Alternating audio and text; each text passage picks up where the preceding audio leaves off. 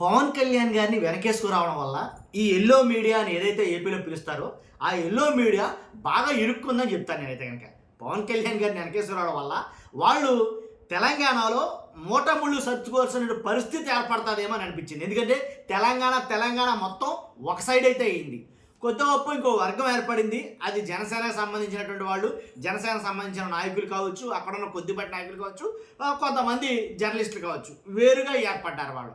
నన్ను అడిగితే కనుక ముప్పు తిప్పలు పెట్టినట్టే ఎల్లో మీడియాని తెలంగాణలో. ఎందుకంటే కనుక ఏదైతే ఈనాడు కావచ్చు, ఏబిఎన్ కావచ్చు, టీవీ5 కావచ్చు, మహా న్యూస్ కావచ్చు, ఇలాగా వర్గానికి సంబంధించిన మీడియా ఛానళ్ళు ఏవైతే ఉన్నాయో, టీడీపీకి జనసేనకు సంబంధించిన మీడియా ఛానళ్ళు, పత్రికలు కావచ్చు, ఏదైతే పిలుస్తామో ఆ మీడియా మొత్తం కూడాను తెలంగాణలో ఇరుకాటంలో పడ్డదని చెప్తాను నేను.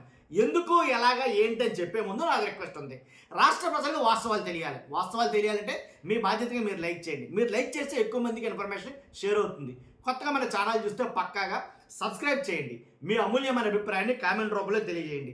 ఏదైతే పవన్ కళ్యాణ్ గారు ఎలా ఇరుక్కున్నాయో చెప్తాను ఈ ఛానల్స్. ఏదైతే పవన్ కళ్యాణ్ గారు కోడి చెరువు ఏదైతే ఉందో ఆ కోడి చెరువు మీద పవన్ కళ్యాణ్ గారిని వెనకేసుకొచ్చేసరికి తెలంగాణ బిడ్డలందరూ కూడా, తెలంగాణ వాసులు అందరూ కూడా చాలా గరం అయ్యారు. దాంట్లో ఎలాంటి డౌట్ లేదు. ఏంటి మీరు మాట్లాడేది అంటే, పవన్ కళ్యాణ్ గారు వెనకేసుకొచ్చి తెలంగాణలో ఉంటున్న హెడ్ ఆఫీసులు పెట్టుకుని తెలంగాణలో స్టాండ్ అయినటువంటి వీళ్ళు తెలంగాణ వాళ్ళని తిట్టడం మొదలుపెట్టారు. వాస్తవంగా కనుక అదిగో మా బిడ్డల్ని మమ్మల్ని తిడతామేంటి ఈ ఛానల్ అని చెప్పేసి తెలంగాణ అంటే జర్నలిస్టులు చాలా మట్టికి టీవీ5 చూసుకున్నా సరే, అలాగే మా న్యూస్ చూసుకున్నా సరే, అలాగే ఏబిఎన్ చూసుకున్నా సరే, అలాగే ఈనాడు చూసినా సరే, అంటే అప్పటి వరకు అంటే పవన్ కళ్యాణ్ గారు దీనిపైన స్పందించినంత వరకు కూడా ఎవరిష్టసరంగా వాళ్ళు మాట్లాడారు. అసలు పవన్ కళ్యాణ్ గారికి ఆ సంబంధించిందే కాదని ఆ చెరువు కొంతమంది కావాలని పేటీఎం ఈ ఛానల్లే టీవీ5 కావచ్చు, మా న్యూస్ కావచ్చు, వీళ్ళే ఎవరైతే ఈ ఉదంతాన్ని వెలుగులోకి తీసుకొచ్చాడో తొలి వెలుగు ఏదైతే ఉందో రఘు, ఆయన్ని అతను ఒక వైసీపీ పేటీఎం గాడని, అతను వైసీపీ దగ్గర నుంచి డబ్బులు తీసుకున్నాడని, పవన్ కళ్యాణ్ గారి మీద కావాలని బురద చల్లటానికే ఈ కోడి చెరువు అంశాన్ని తెర మీదకు తీసుకొచ్చారని, అసలు అక్కడ ఏమీ లేదు, చెరువు లేదు, వంకాయ లేదు, కాకరకాయ లేదని, అసలు అక్కడ ఏం కాదు అని అయితే కనుక మాట్లాడటమే జరిగింది.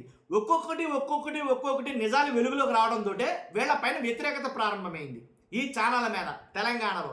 ఏంటి విపరీతంగా అయితే కనుక వ్యతిరేకత మొదలవుతుందంటే వీళ్ళ గురించి మాట్లాడటం మొదలుపెట్టారు. అంటే తెలంగాణలో ఉండి తెలంగాణ తరపున ఎవరైతే కవిత గారు కావచ్చు, కవిత గారు అలాగే చాలామంది తెలంగాణ వాసులు చాలా మటుకి ఫైర్ అయ్యారు ఈ అంశం మీద. కాబట్టి అంటే వెనకేసుకు రావడం. వాళ్ళ ఆఫీసులు ఎక్కడున్నాయి? మెయిన్ హెడ్ ఆఫీసులు మొత్తం తెలంగాణలో ఉన్నాయి. నన్ను అడిగితే కనుక నేను చెప్పిన ఛానల్ హెడ్ ఆఫీసులు అన్నీ కూడా తెలంగాణలో ఉన్నాయి. కాబట్టి గట్టిగా మాట్లాడితే మోటాముళ్ళు సర్దేసుకోవడమే, దాంట్లో ఎలాంటి డౌట్ లేదు. వాళ్ళు ఎంతకైనా వెళ్తారు ఆ విషయంలో. ఎందుకంటే ఏపీలో ఉన్నంత ఇదిగా తెలంగాణలో అయితే కనుక ఉండదు నన్ను అడిగితే వాస్తవంగా అయితే కనుక అదైతే చెప్పగలను. కాబట్టి వాళ్ళు చాలా ఫైర్ అయ్యారు. అవతల ఎవరో వ్యక్తి అనేది లేదు వాళ్ళకి. వాళ్ళు పట్టుకున్న నిజాన్ని గట్టిగా మాట్లాడటం అయితే జరిగింది. కానీ దాని మీద స్ట్రాంగ్గా కౌంటర్లు ఇవ్వడం. ఒకనొక టైంలో ఈ మీడియా మొత్తం సైలెంట్ అవ్వాల్సి వచ్చింది వాళ్ళ విషయంలో. అదైతే నేను చాలామంది అబ్జర్వ్ చేస్తుంటారు గట్టిగా. కాబట్టి వాస్తవాలు ఏంటనేది వాళ్ళకి తెలిసిన దాని మీద ఆ వాస్తవాలను పట్టుకుని మాట్లాడడంతో వాళ్ళ మీద బురద చల్లాలని చూసింది ఈ ఛానల్ అన్నీ కూడా. వాళ్ళ మీద బురద చల్లాలని కుదరలేదు, వాళ్ళు ఊరుకోలేదు, దుమ్మెత్తి పోసేశారు ఈ ఛానల్ మీద. ఎందుకు వెనకేసుకొస్తున్నాం వాళ్ళ మీద, అలాగే ఆ అంశం మీద, అలాగే నాగేశ్వర్ గారి విషయంలో కూడా కొన్ని ఛానళ్ళు టీవీ శివ గారు కావచ్చు, మూర్తి గారు కావచ్చు, అలాగే ఎవరైతే సాంబా గారు కావచ్చు, సాంబశివరావు గారు, అలాగే ఇంకా మహా న్యూస్ వంశీ గారు కావచ్చు, ఇలాగ ఒక్కళ్ళిద్దరు కాదు, వీళ్ళు పర్టికులర్గా వీళ్ళు మాత్రం ఏంటి నాగేశ్వర్ గారి మీద బురద చల్లాలని చూస్తే తిప్పుకొట్టారు వాళ్ళు. ఏంటి తెలంగాణ గురించి మాట్లాడినా, తెలంగాణ అస్తిత్వాన్ని గురించి మాట్లాడినా సరే, తెలంగాణ అస్తిత్వం తక్కువ చేసి మాట్లాడినా సరే ఖబర్దార్ అన్నట్టుగా వాళ్ళు మాట్లాడడం జరిగింది. బాగా అబ్జర్వ్ చేస్తే కనుక ఖచ్చితంగా వీళ్ళ మీద అయితే పూర్తి వ్యతిరేకత, ఈ ఛానల్ మీద పూర్తి వ్యతిరేకత ఏర్పడ్డది. అవసరమైతే యూట్యూబర్లను నమ్ముకున్నారు కానీ తెలంగాణ వాసులు ఈ ఛానల్ మీద డిఫెండ్ అవ్వలేదేమో అని అనిపించినారు.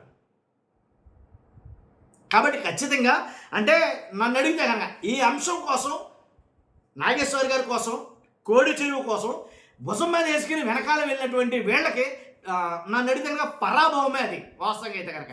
కాబట్టి అంటే వీళ్ళ మీద వ్యతిరేకత బాగా పెరిగింది.